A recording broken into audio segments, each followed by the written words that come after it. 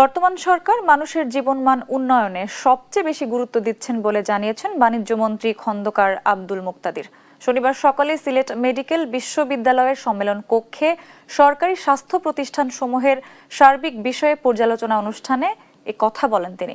চলতি বাজেটে শিক্ষা ও স্বাস্থ্য খাতকে গুরুত্ব দেওয়া হয়েছে জানিয়ে মন্ত্রী আরও বলেন, বাজেটে খাতওয়ারি যা বরাদ্দ দেওয়া হয়েছে তার শতভাগ ব্যবহার যাতে হয় সেই চেষ্টা করবে সরকার।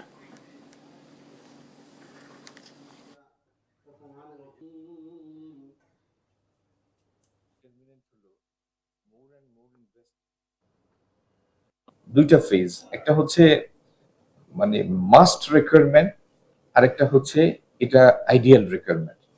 এই দুইটা ক্যাটাগরি নিয়ে আমরা কাজ করব যাতে আশু কিছু নিয়ে আসতে পারি এবং নিয়ার টার্মে বাদ বাকিগুলি ফুলফিল করতে পারি। যে পরিমাণ বরাদ্দ যায় তার একটা বিশাল অংশ হারিয়ে যায়। It's not spent for real cause. এই টাকার বরকত আসে না। আমরা চেষ্টা করব গরিব দেশ যে বরাদ্দই আছে সেটার পুরোপুরি বরকত যেন পাই, সেটার জন্য আমরা সমন্বিতভাবে চেষ্টা করব।